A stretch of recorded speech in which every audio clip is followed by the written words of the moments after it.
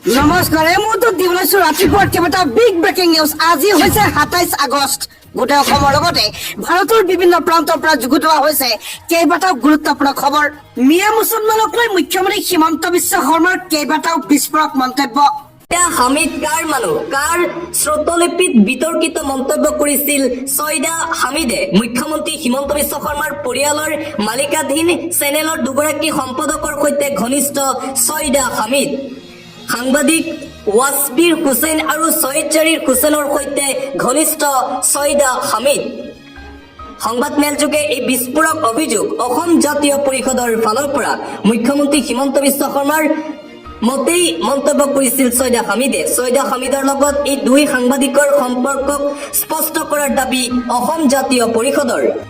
BJP চৰকাৰৰ বিৰুদ্ধে পুনৰবাৰ সৰব লুৰিণজ্যোতি গগৈ। বন্ধ হ'ব লাগিব হিন্দু মুছলমানৰ ৰাজনীতি।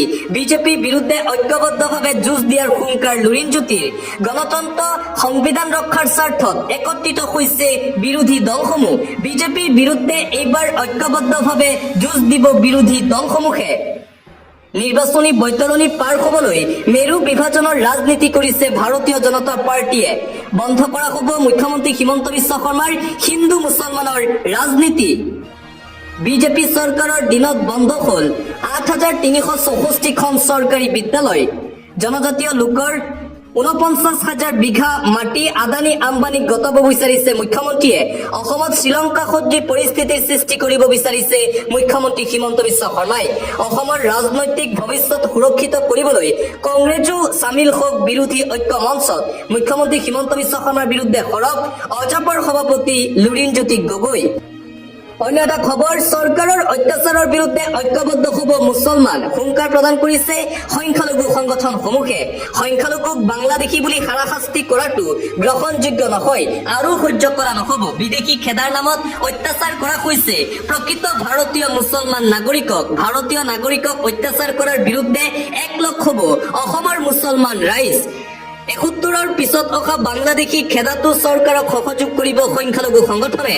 কিন্তু ভাৰতীয় নাগৰিকক অত্যাচাৰ কৰিলে ২৬ৰ নিৰ্বাচনত জবাবদিহি হ'ব লাগিব বিজেপি। ৰাজ্যত সাম্প্ৰদায়িক সংঘাত লগাব বিচৰাসকলকো সকিয়নি সংখ্যালঘু সংগঠন মোচাৰ। সংখ্যালঘুক বাংলাদেশী বুলি হাৰাশাস্তি কৰাটো সহ্য কৰা নহ'ব বুলি হুংকাৰ প্ৰদান। দিবলৈ এটা বিশেষ খবৰ, চিভিল কম হলেও বেংকে দিব ঋণ। কেন্দ্ৰৰ ডাঙৰ ঘোষণা। আপোনাৰ বাৰু চিভিল স্কোৰ কম নেকি? তেন্তে চিন্তাৰ কোনো ধৰণৰ কাৰণ নাই, কিয়নো চিভিল কম থাকিলেও আপুনি পাব ঋণ। ঋণ লোৱাৰ ক্ষেত্ৰত এতিয়া বাধা নাই। চিভিল স্কোৰ বেয়া হলেও বেংকে আপোনাক দিব ঋণ। প্ৰথমবাৰৰ বাবে ঋণ লোৱাসকলক সকাহ দিব বেংকে। প্ৰথম ঋণৰ বাবে নাথাকিব চিভিল স্কোৰৰ প্ৰয়োজনীয়তা। কেন্দ্ৰীয় বিত্ত মন্ত্ৰালয়ে জাৰি কৰিছে এই বিশেষ ঘোষণা। ক্ৰেডিট স্কোৰ বেয়া বুলিয়ে বেংকে আবেদন নাকচ কৰিব নোৱাৰিব।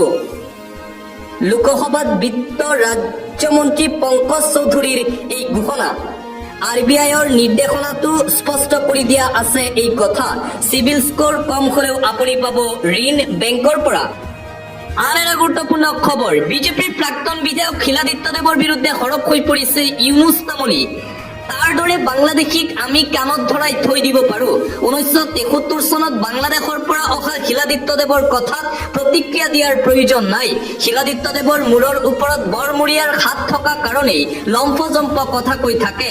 মুখত যি কথা আহে সেইবোৰকে কৈ নাথাকিবলৈ বিজেপিৰ প্ৰাক্তন বিধায়ক শিলাদিত্যদেৱক সকীয়াই দিলে ইউনুছ তামুলীয়ে।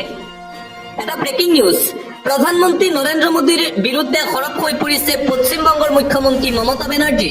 প্ৰধানমন্ত্ৰী নৰেন্দ্ৰ মোদীয়ে মুখ্যমন্ত্ৰীৰ চকীখনক সন্মান কৰিবলৈ শিকক। বাংলা মানুহক চোৰ আখ্যা দি প্ৰধানমন্ত্ৰী নৰেন্দ্ৰ মোদীয়ে বাঙালীক অপমান কৰিছে। মঙলবাৰে বংগৰ পূৰ্ব বৰ্ধমান জিলাত অনুষ্ঠিত চৰকাৰী সভাত প্ৰধানমন্ত্ৰী নৰেন্দ্ৰ মোদীক তীব্ৰ কটাক্ষ কৰিলে পশ্চিমবংগৰ মুখ্যমন্ত্ৰী মমতা বেনাৰ্জীয়ে।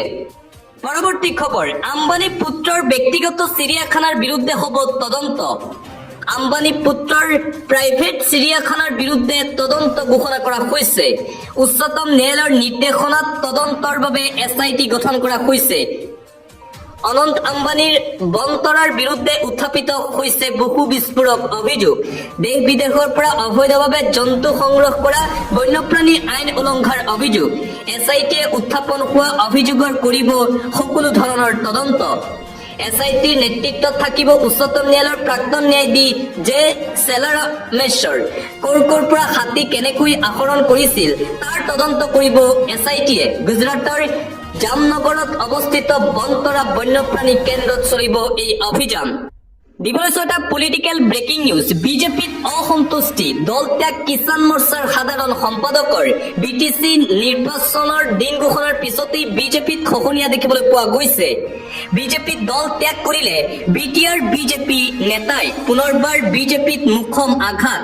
বিজেপিত দল ত্যাগ কৰিলে BTR বিজেপি নেতাই বিজেপি দল ত্যাগ কৰি BPF দলত যোগদান কৰিছে।